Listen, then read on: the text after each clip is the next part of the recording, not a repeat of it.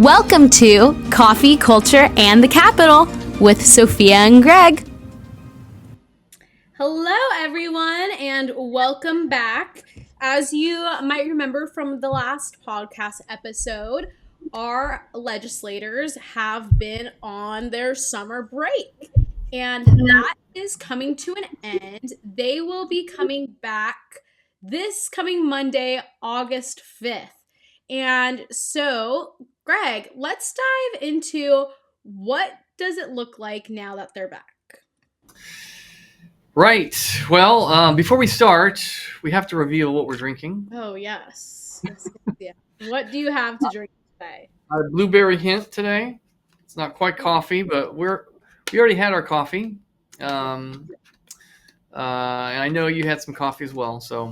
And you're drinking lots of water. I've had 2 cups of coffee today already, so I am drinking just a ton of water now.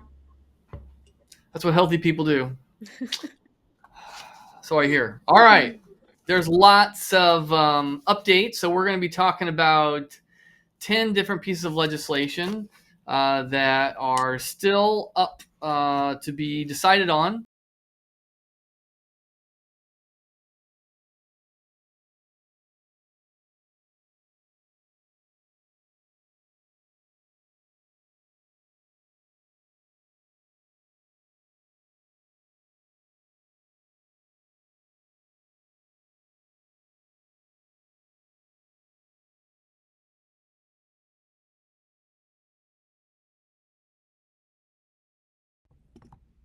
All day long voting on bills. Yes. And so this is the last opportunity everybody has. If you haven't voiced your opinion on some of these bills, now is the time. Legislators are making their final decisions about what they think about the bills. And, we have a couple good bills and then a big chunk of bad bills, as you might imagine. So let's start with the good stuff. Right. Here are bills based on we think biblical values that would merit your support, and you want your local legislator to support. So, and they both have to do with protecting folks from sexual assault. The first one is SB 268. This actually makes rape of an intoxicated person a violent felony. Currently is not considered violent because if you get somebody drunk or you give them some drug to incapacitate them, then raping them doesn't include violence. But that's ridiculous. Rape should be always viewed as violent. It's quite an assault on somebody's dignity. And so this bill will make it a violent felony, which increases the penalties. So that one has got a lot of support, and we are encouraging legislators to vote yes. The second one is a bill, SB 1414. Currently, if you buy a minor for sex in California, it is not a felony. The solicitation of a minor for sex is still a misdemeanor, and with a punishment of only as little as a couple days in jail, which is appalling. So this particular bill is going to make the buying of a minor for sex a felony. That bill has had some controversy to Right. it, and not because of the bill itself, not because of the bill author, but because of some of the elected officials have pushed back. And what has gone down with that, Greg? Yeah, I mean, originally it was a pretty clear bill. If you buy someone and you solicit and you exchange money for someone who is a minor, that means under 18, it's a felony, and you get your name put on the sex registry. But when the bill made it to the Senate Public Safety Committee, they forced changes to it. They amended it without the bill authors' permission and just said, hey, we're going to do this to the bill. We're going to vote yes on it. And what they ended up doing is they said, well, if the minor is only 16 or 17, then you only get the increased penalties if you can prove the minor is a victim of human trafficking. And that's really hard to prove when you simply already have proof of one crime. Now you got to go out and prove another crime. So that's really taking away the protections for 16 and 17-year-olds. And they also said, well, if you're going to put somebody on a sex registry, they have to at least be 10 years older than their victims, right? And so I guess, and it has to be on your second offense. And then they lowered it again. They said, well, if it's 16 and under and it's their first time, then it could let the judge decide whether it's a misdemeanor or a felony for the first time. So it took a clear bill and you reduced it, and to not be as severe on those buying sex from children. They say like, oh, if it's your first time, as if it's like a mistake to buy a minor for sex. Like, that's not like, hey, I was walking out of the grocery store and my little 3-year-old grabbed a candy bar and I didn't see it until we left the store, and so it was technically quote unquote stolen. Let's go back and return it. My mistake. You don't mistakenly buy a minor for sex. Like, it's completely illogical. Some people claim, well, she said she was older, right? A 14-year-old said she was, 18, and that used to be an excuse. That's no longer going to be an excuse, right? Mm-hmm. And there's a lot of sick people out there actually looking for minors, right? And the fact that California isn't sticking them in jail and punishing them severely when that kind of thing goes on is a travesty. It sends a message to the whole society and to the victims themselves that, buying people for sex isn't a big deal. And even buying little kids for sex isn't a big deal. So we're hoping this thing passes. We're actually advocating that the legislators change the bill again and revert to the original version. And we're pushing for that. So if you call your legislator, tell them you want the original version of that bill introduced. And unfortunately, we are going through a bunch of bills today, and that is it for the good bills. I'm sorry to be the bearer of bad news, but reminder, the two good bills we want to tell your legislators to vote yes on is SB 268 and SB 1414. Now we're going to be going through the bad bills. We are going to be throwing bill after bill at you guys. So you might be thinking, okay, this went too fast, or I want more information on a specific bill. Go to californiafamily.org. We have our bill watch list. We have our action center. On our action center, you literally put in your name and your address. We will tell you exactly who your representatives are. We will have call-in campaigns that tell you talking points on how to call on these bills. We have plenty of blog posts already up about these different bills, whether it was when it was first introduced or going through a committee. You can find that all at californiafamily.org. We have a little search tab. Search the bill number. Any blog we've ever written about it will be there. We have plenty on our YouTube channel. So there is a lot there. We just wanted there to be one place, one podcast episode where we're going through what is coming up for this month. So again, the good bills are SB 268 and SB 1414.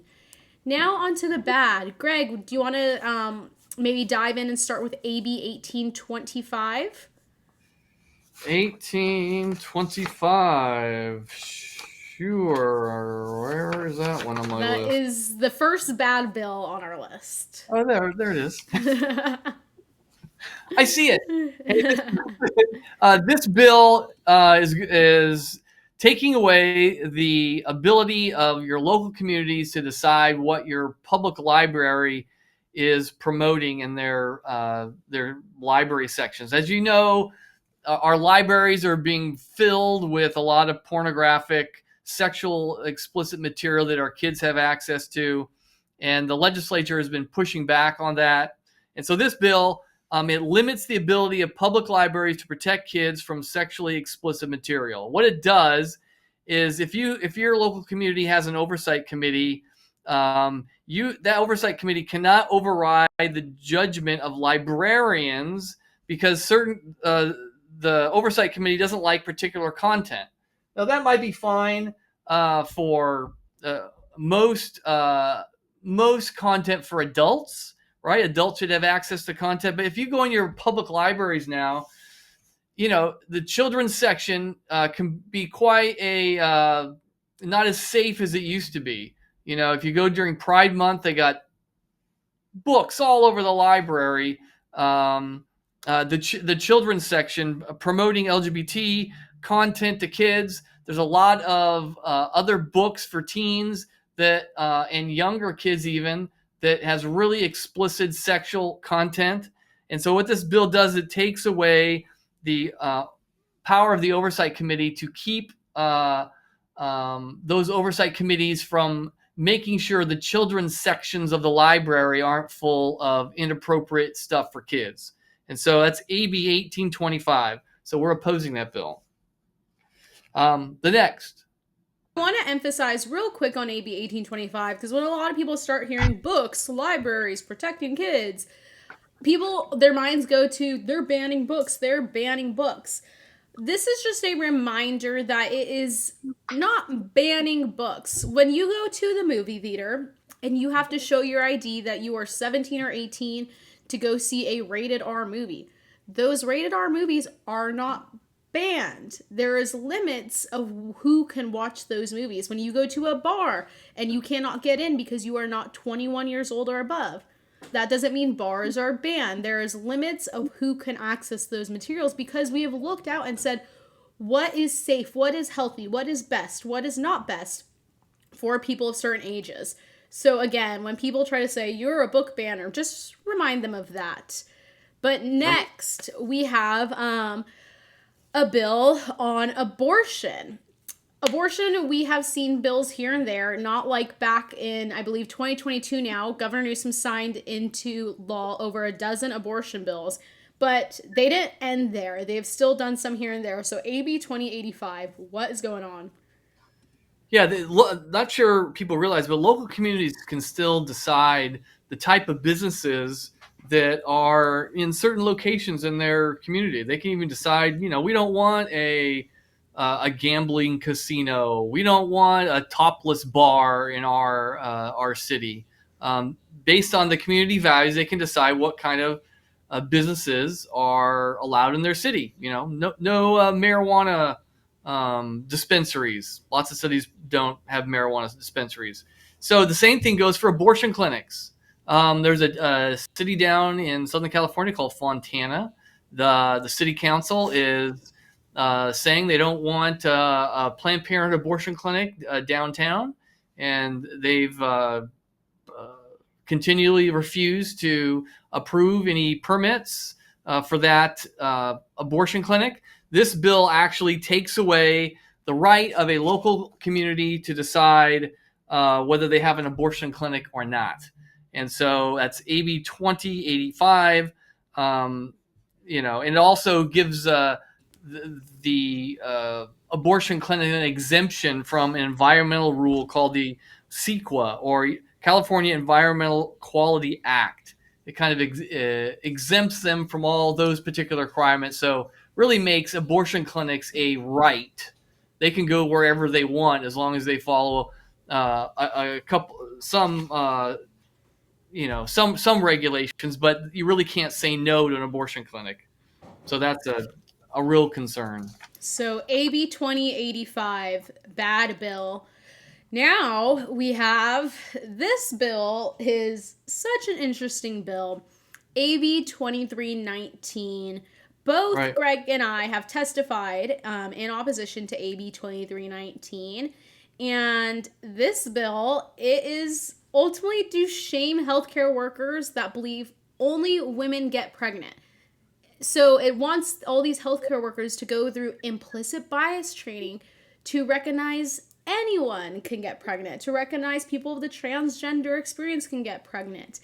It is not implicit bias to not just believe, but to know that only women get pregnant. It's actually scientific, factual truth. Only women can get pregnant. So what are we seeing happen with AB 2319, Greg? Yeah, it's this is a bill that is part of a series of bills that the legislature is passing, mandating a particular type of training on workers to make them rethink or think correctly according to the state government regarding gender. And so, if you don't think correctly, they're going to re-educate you. When I testified against this bill, I made reference to the Cultural Revolution in China and how people were persecuted for believing in old ideas and old ways of thinking. And if they didn't change their ways of thinking, the government would, force you into re-education camps. Now, this isn't quite extreme as that, but it's getting there, right? You don't believe the way the government wants you, and we are going to retrain the way you think, so that you think the way we do, the correct way. So this is more government indoctrination that anybody who goes through this stuff should be resisting.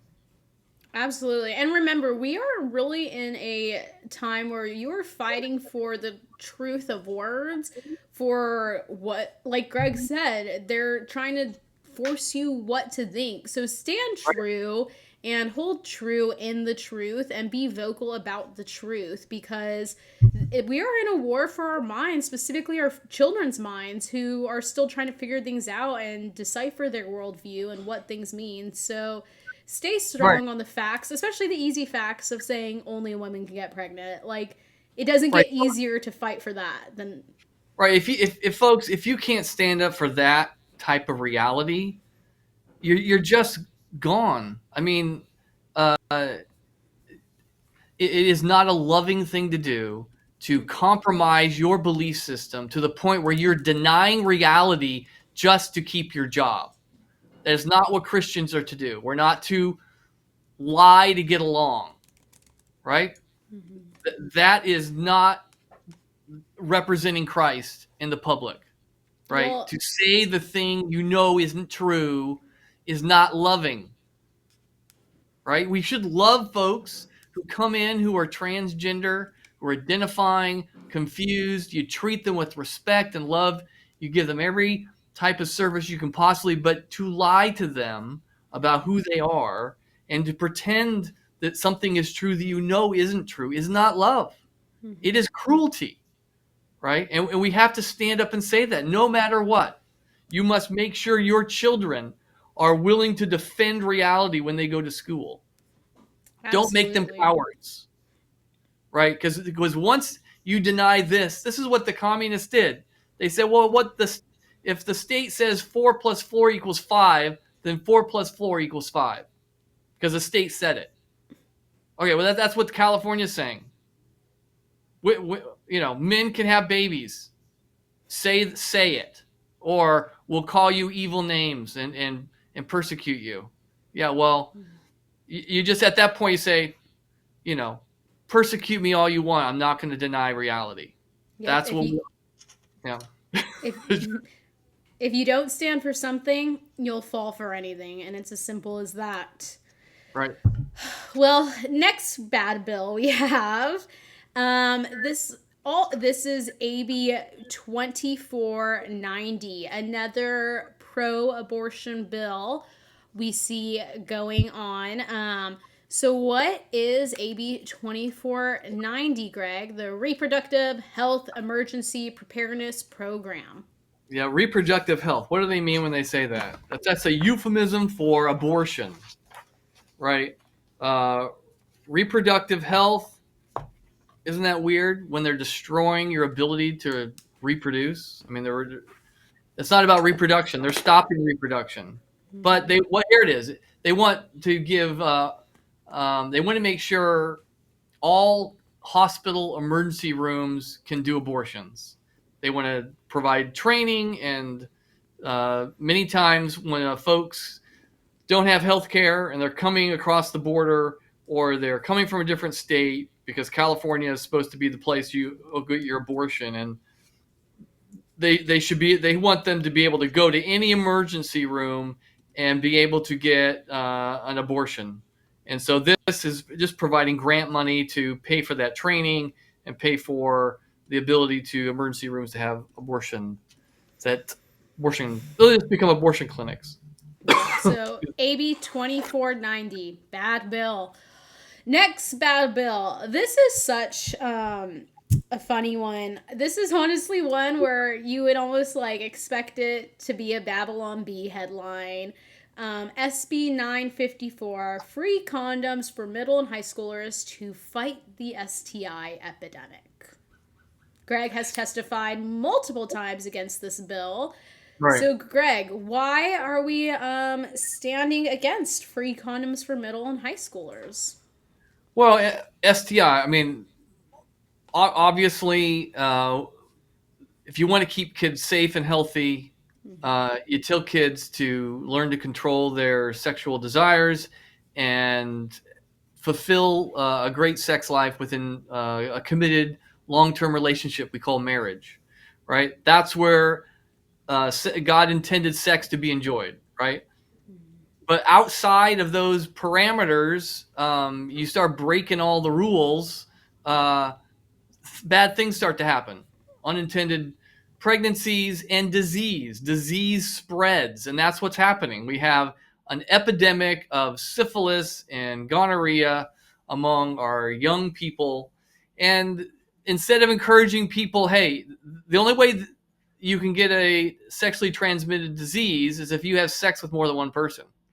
If everybody's having just sex with their wife or even one person, no one would get the disease because it wouldn't spread. But instead of promoting that in schools, instead we are going to promote condoms, which, you're supposed to expect these kids to be responsible enough to use a condom, but irresponsible enough to not be able to control themselves. It's a ridiculous solution.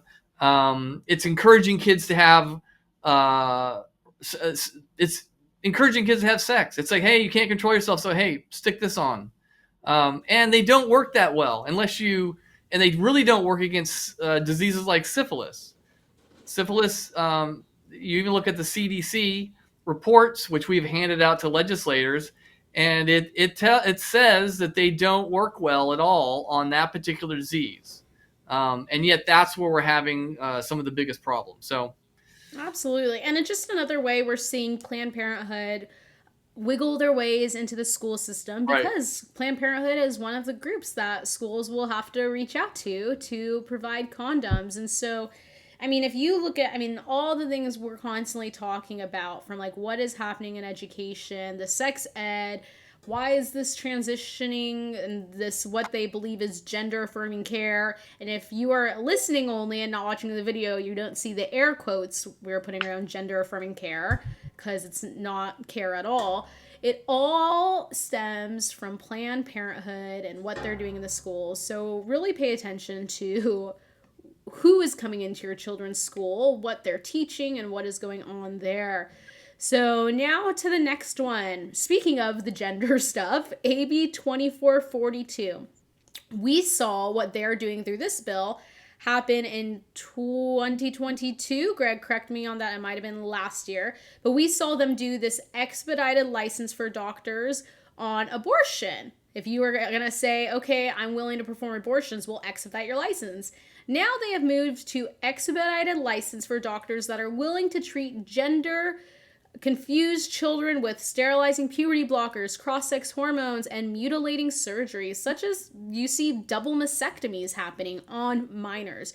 You are seeing minors they're mutilating their body and they're having healthy body parts removed. And if a doctor is willing to sign up and do that, they get to expedite their license. So, Greg, AB 2442. Well, you described it. That's what it is. It's expediting a license for someone who does this type of treatment on anybody. But the biggest issue right now around the country and around the world is what we're doing to minors who are struggling with their gender. And you got England, who just banned these drugs for minors. because their own clinics realized that they weren't helping minors in the end. Suicide rates were not going down long term. And many kids were coming in with hardly any mental health checks on other issues they might be dealing with. But California is just blindly going forward, letting kids decide for themselves, diagnose themselves, and then once they do, they can get the drugs. And so any doctor who wants to get into the business of making money off of sterilizing and mutilating kids, California is going to put a stamp of approval and help you get your license. Isn't that beautiful? Oppose it. Yes. Tell your legislators to oppose it. Hold them accountable. Yes. And then we have HR 11.3 or 113. So, Greg, a lot of people keep hearing us say AB this, SB that when we're talking about assembly bills and Senate bills. Why are we now calling this one HR 113? What does HR mean? House resolution. And you would think they would call it assembly resolution.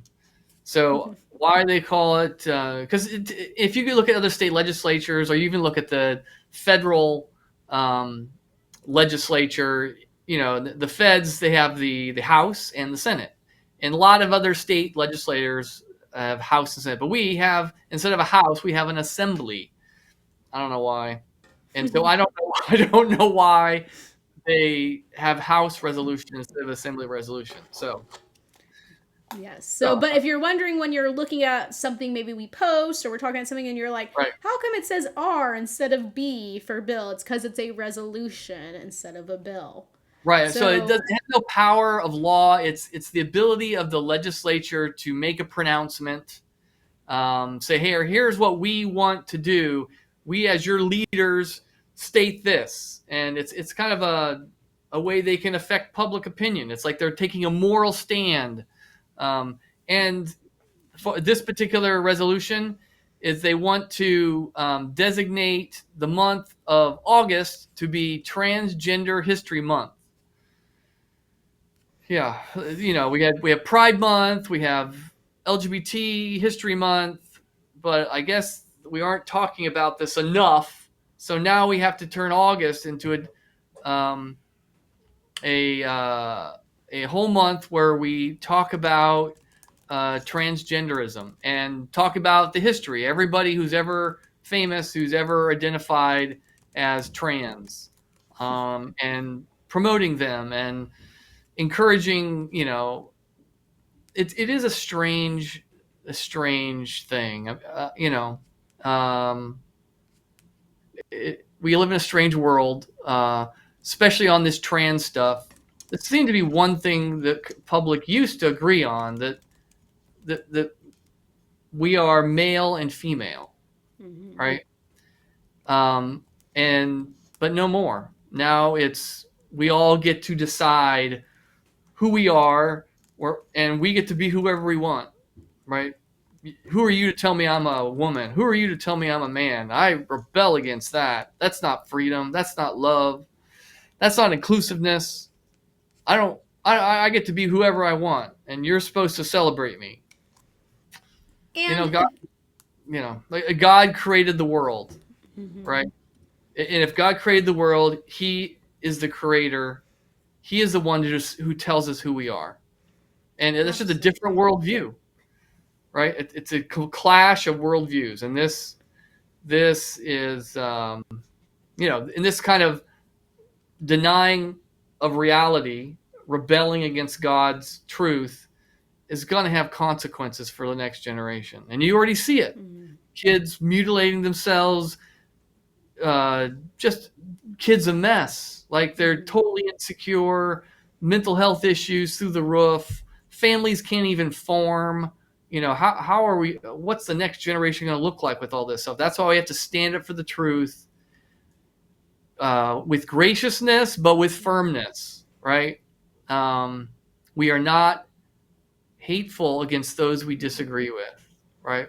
Love means to stand up and say the true thing. And we just got to be used to saying that and promoting it and not making those struggling feel as though we hate them because we disagree with what they're doing. And Absolutely. uh, Yeah, and so like Greg said on this House resolution, they want to designate August as Transgender History Month, and it's like, oh, like because we don't have enough days already. If you look through all the different days they have for LGBTQ, there is 145 calendar days celebrating LGBTQ. So when they say, well, you have your Easter, you have your Christmas, okay, we have what, our 2-3 days? This is 145 calendar days, including things like Pansexual and Panoramatic Awareness Day, and Bisexual Awareness Week, and International Drag Day, and Transparent Day, and Intersex Awareness Day. I mean, it's just like beyond belief. So don't let them fool you and act like they don't have their little celebrations as it is and they're not getting awareness, because they are. And so we need to, like Greg said, stand firm in the truth that God made us male and female and made no mistakes making us. But and it's beautiful. The being male and female is wonderful and beautiful, right? And Satan is out to destroy us. Satan's out to destroy what God has made. And you really see it in these poor kids who are wrecking themselves, right? Yeah.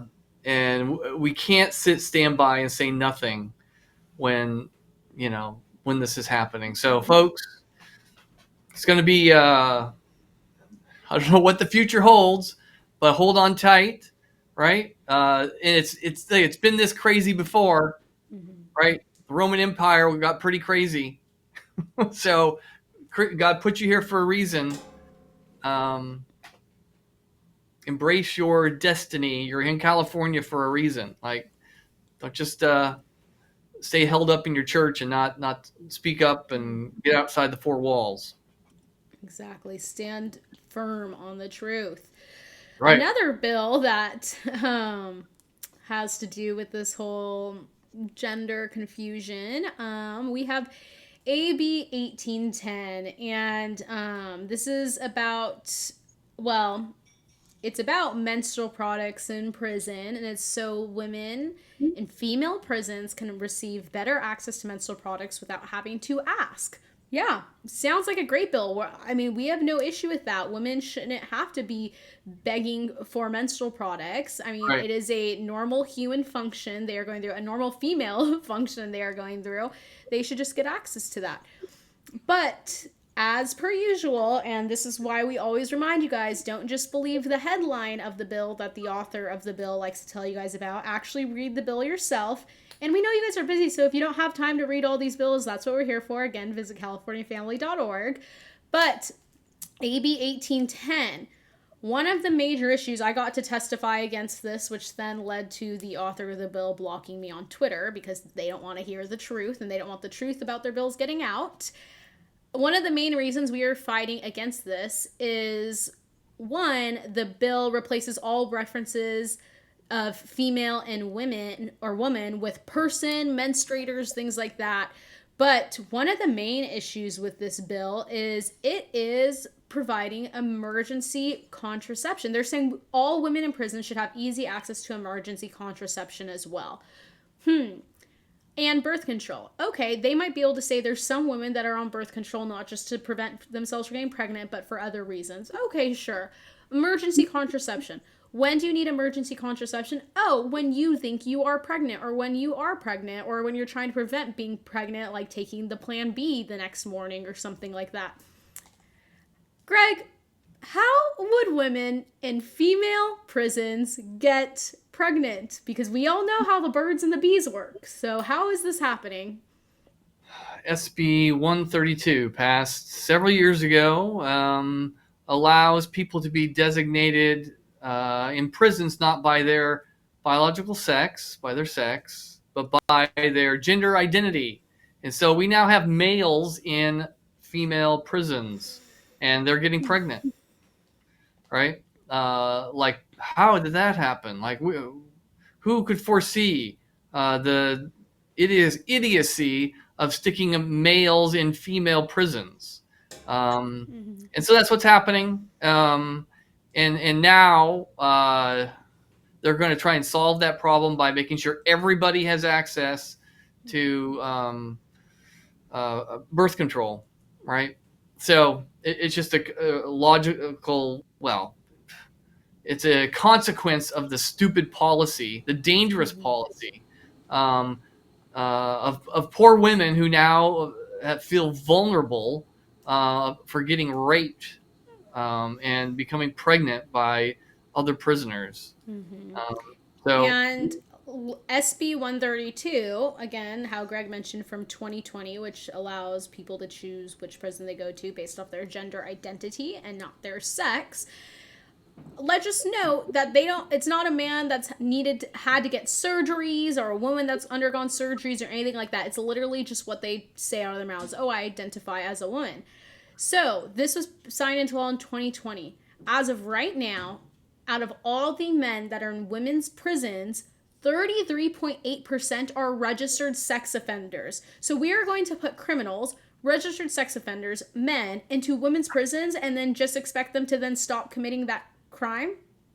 Crazy to believe that. And I'll be honest, there's women to blame here because there are women legislators that have voted yes on both AB 1810 and SB 132.